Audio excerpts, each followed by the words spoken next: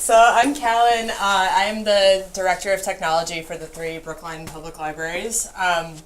And I have been on a bit of a hackathon kick lately. I've been going to as many of them as I'm kind of stumbling across. Last month I went to one called VAT Camp, which is the Humanities and Technology Camp. It was at Wheelock. It was one of the colleges of the Fenway. I can't remember which one. I was confused at Wentworth. And it just brought together people who were mostly coming from academic backgrounds. And we did some projects on, they were a little bit more, I guess, literary in nature. There was a lot of text mining, but there was, and data carpentry exercises. So that stuff is like beyond what I do on a daily basis. I'm kind of more like a help desk style IT person, so I don't really do, I miss out on a large amount of technology kind of writ large because my day-to-day reality is just making stuff work kind of at a pretty basic level.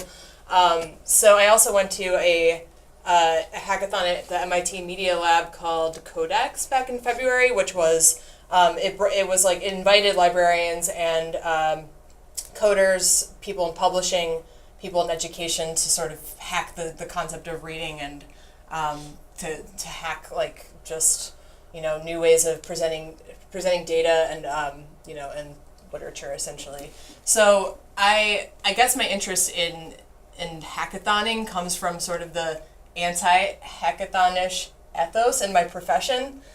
We don't do well with incomplete solutions or iterative thinking or design thinking, where we tend to be kind of inside the box in our minds a little bit, and sometimes when you rapidly throw things together, that can really intimidate folks in my field.